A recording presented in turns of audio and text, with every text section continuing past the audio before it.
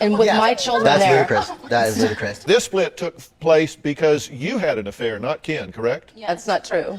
Oh my God. Well, actually, you had 2 affairs. That's not true. When I see her, I want to rip every hair out of her head. I want to slap her. I consider Carrie to be the evil stepmother. I'm not a step monster. My fiance is great with the kids. I don't like the things that she does to the kids. Carrie puts them in timeout for not saying please, not saying thank you. I don't think I discipline the kids too harshly at all. I'm not super strict. I don't feel it's Carrie's place to discipline the children. It's abusive, cruel, demeaning. It makes me sick. My 9-year-old son is physically ill from the stress of going to his father's house. He makes himself throw up. He has nosebleeds, stomach aches, crying uncontrollably. I would never treat them poorly. My son says Carrie's mean, and he's sick of it. My son says, how could I let him go to his dad's house when Carrie is so mean? Carrie takes the little ones' clothes, she puts them in bags, and they are put away like they have some kind of a disease. They don't have to change clothes when they come over here. To me, it's her grasping at straws, trying to find something that's going on at Dad's house that she can grab onto to say, hey, look, yeah, oh my God, he made you change. Carrie will not buy the clothes Taylor wants. She says that Carrie only buys her really big clothes, not in-style clothes. These are some of the shirts I've bought her. I love to go shopping with Taylor. Taylor says that Skylar got new Uggs, Carrie got new Uggs, Ken got new Uggs, and my oldest daughter gets the fake Uggs. I got these boots for the kids for Christmas. They're not Ugg brand boots. None of them have real Uggs. I want her to suffer. I want her to feel the pain that my kids feel. Ken has stopped paying child support.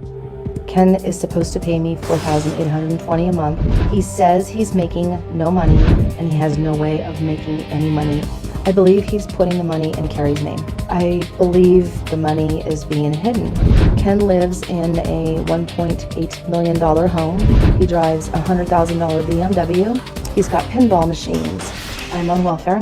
I couldn't pay my rent. My car has been repossessed. The water's been turned off. Ken refuses to pay for Little League. He will not pay for any after-school sports. Ken has refused to pay the co-pays for the prescriptions for the kids. I am very humiliated living the way that I have to live and seeing them live this lavish lifestyle. Well, we're dealing with step-parenting wars today, and Carrie says that she is sickened by the way her ex-husband's fiance treats her children and wants to pull every hair out of her head. But Ken says his fiance has nothing to do with it, that it's his ex who's making their kids feel guilty for wanting to spend time with him. Now, do you think she's just causing trouble to get even with you?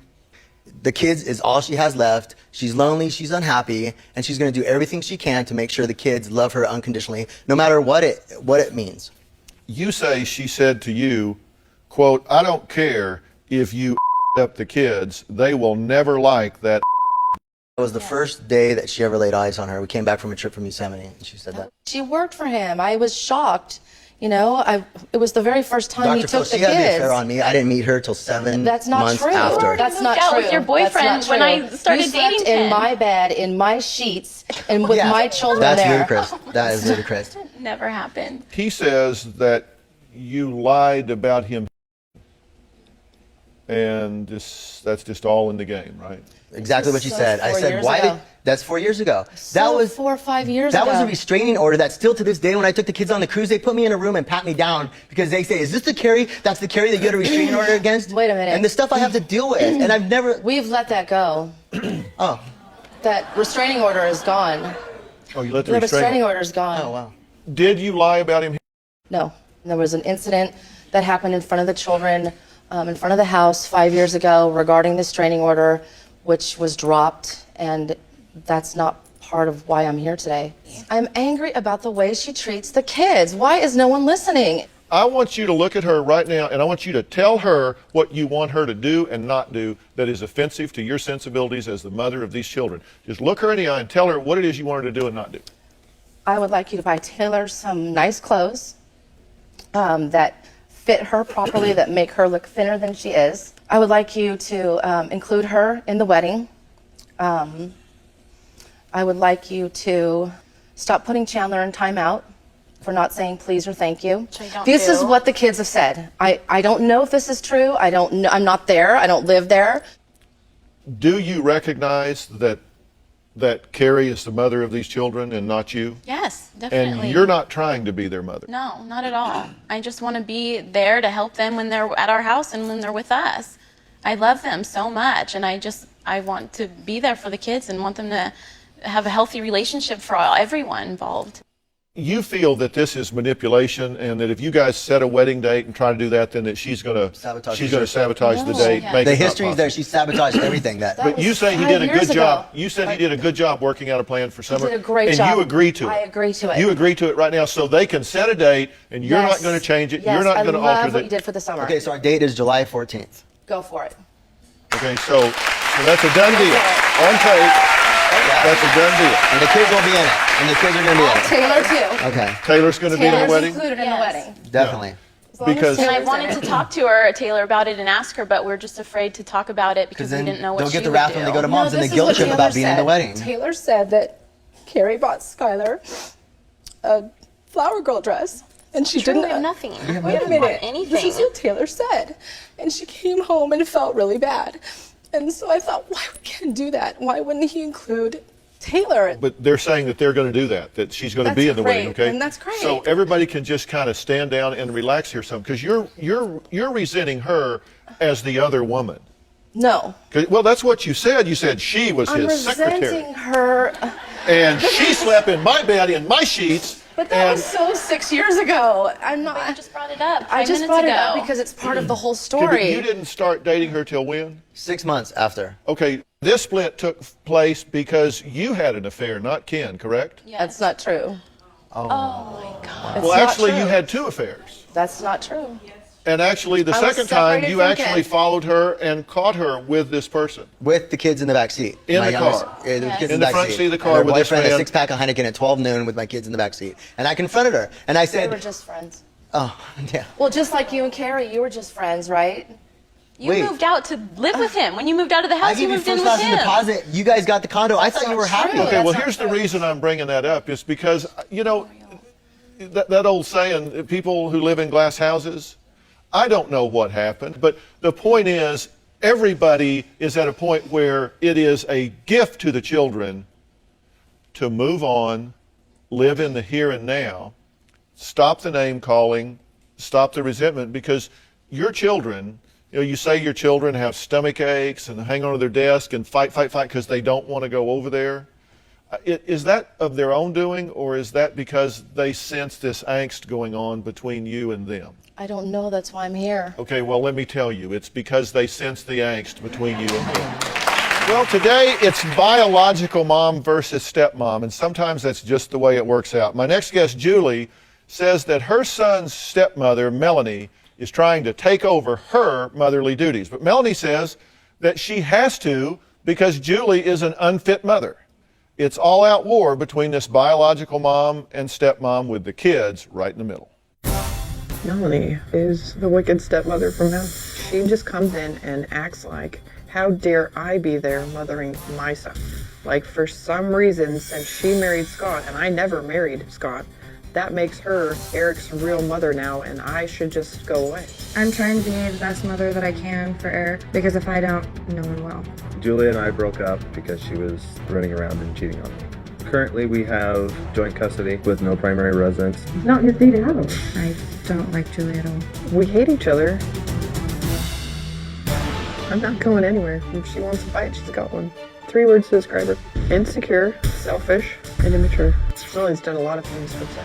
She told my son that he is to refer to me as Julie and always call her mom.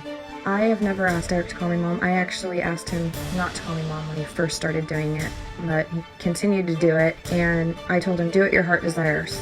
She went to the school and replaced his folder in his backpack so he doesn't use the ones that I bought for him. Last year, Melanie signed up to be Eric's room mother. Melanie signs Eric's permission slips at school.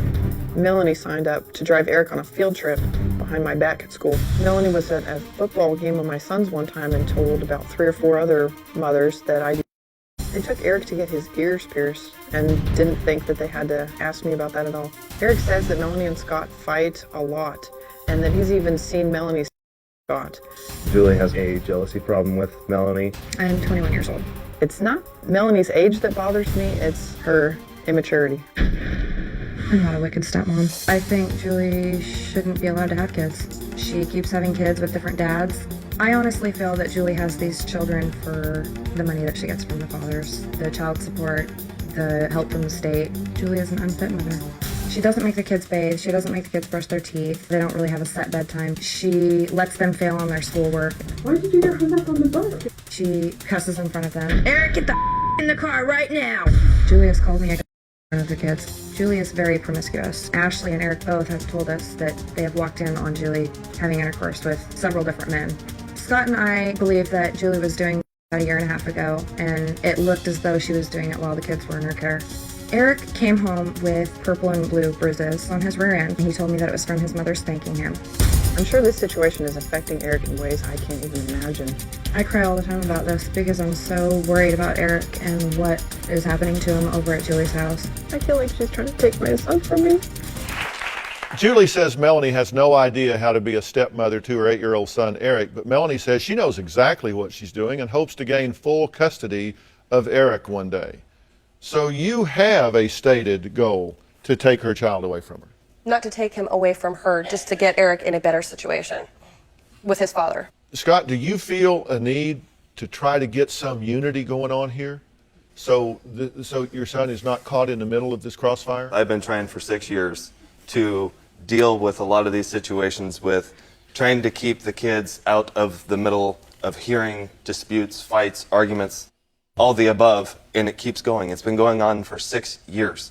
She is the biological mother. Yes, she is. Whether you like it or whether you don't, she is the biological mother. And that gives her rights and responsibilities with this child. And frankly, you don't get a vote.